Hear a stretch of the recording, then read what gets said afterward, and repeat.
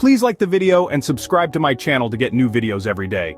Have you ever felt like you needed to end a close relationship? This, indeed, is a bitter reality that we occasionally must confront in our lives. We form bonds, associations, and friendships. Some of these shared connections persist for fleeting moments, while others endure the test of time, shaping into eternal bonds. In the broad scheme of our life path, such friendships play a significant role, often becoming the pillars of emotional support and shared joy. But we must also acknowledge that not all friendships, even the most cherished ones, are destined to last the infinity of our lives. There are times when these bonds evolve, sometimes into forms that no longer bring us joy, but instead become sources of emotional stress, draining our energy and happiness.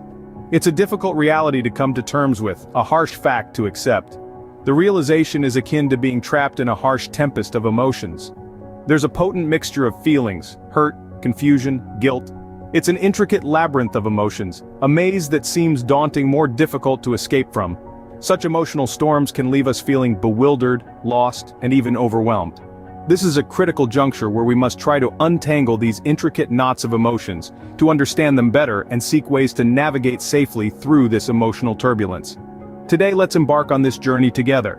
Let's decipher these emotions and feelings and discuss the arduous task of ending a relationship with someone you deeply care about, and how to initiate that tough, heart-wrenching conversation. Think of your relationship as a beautiful painting, an intricate canvas filled with countless moments of joy, laughter, and tears. It is a timeless, unique work of art, etched with the colors of shared dreams and experiences, of love given and received. Each stroke on the canvas tells a personal tale of your shared journey, of quiet moments of connection, of private laughter and shared secrets. It is a testament to a bond that was once unbreakable. But then a painful realization dawns upon you. This precious painting, once the centerpiece of your life, now seems out of place. The designs that used to elicit smiles now evoke distress. The vibrant colors that once symbolized your shared happiness now reek of melancholy.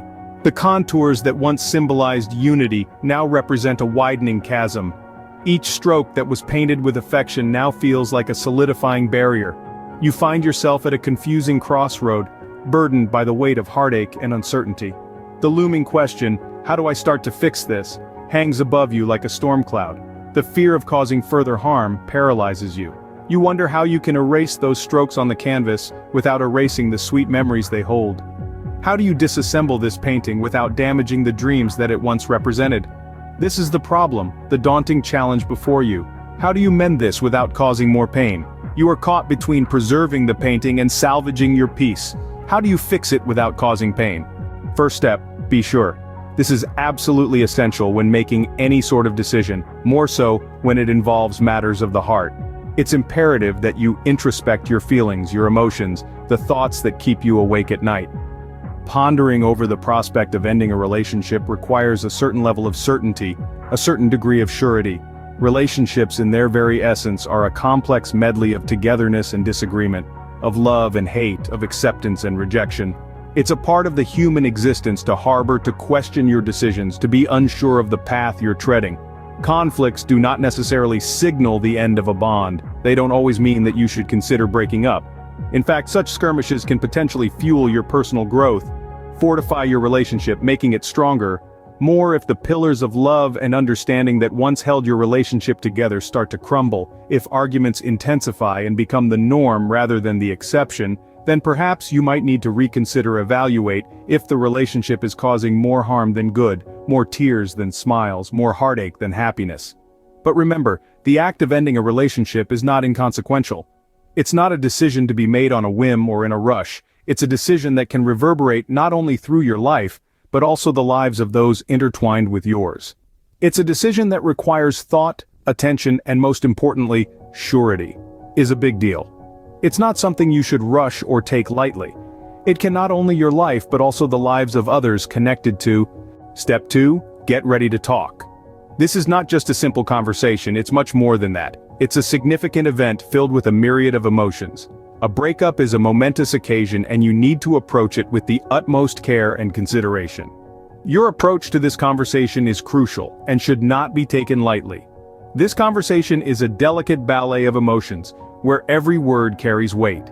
You need to map out your thoughts and plan your words carefully. It's important to think about it in depth, to consider every aspect, every possible outcome.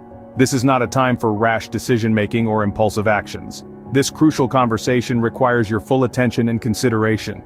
Finding a peaceful, serene location for the conversation is absolutely critical. This place should be somewhere where freely without the fear of being overheard. It could be somewhere out in the open, like a park, or somewhere more private, like a quiet corner of a coffee shop or a secluded spot in your home. The importance of the location cannot be overstressed. It sets the tone for the entire conversation. Also, ensure your environment is distraction-free. Switch off your mobile phones, ensure you won't be disturbed, and dedicate yourself completely to the conversation at hand. Creating the right atmosphere is key. This talk demands your complete focus and concentration. You need to be considerate of their feelings, prepared to genuinely listen, and strive to understand their perspective. You should anticipate this conversation mentally and emotionally for both parties involved. This is not going to be easy, and it's important to remember that. You need to be ready to listen intently, to understand their thoughts, their perspective, and respond in the best way possible. This talk will be tough for both of you. So, be ready to listen, understand what they think, and answer. Step 3 signifies the utilization of I statements. These statements provide an avenue for conveying emotions without attributing blame to another party. It's about articulating sentences like, "I feel hurt when you disregard my suggestions," or "I feel excluded when you fail to incorporate me into the plans."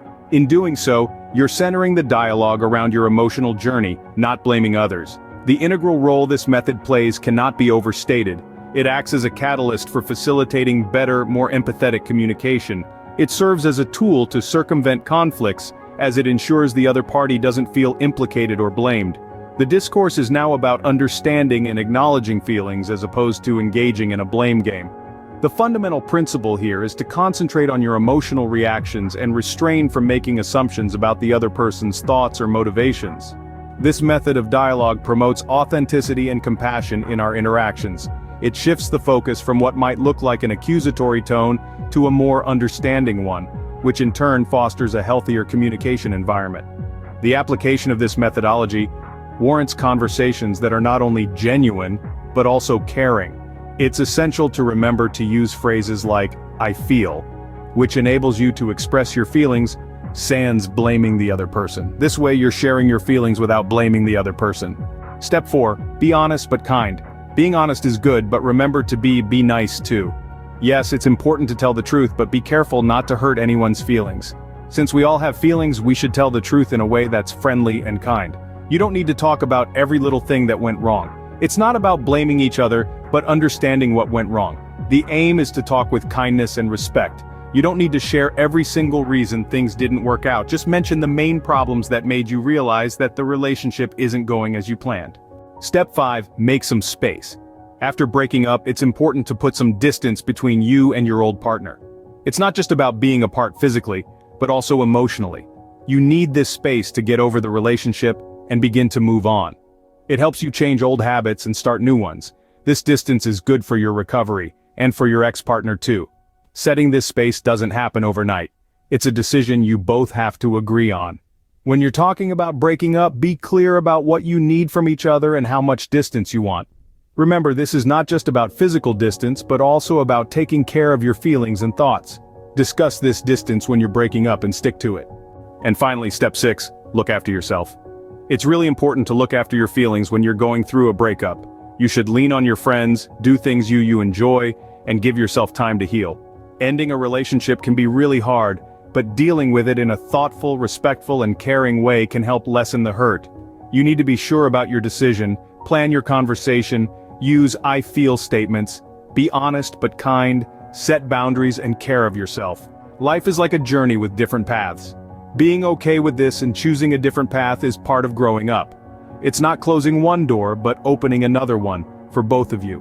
Even though it's hard, it's just part of life.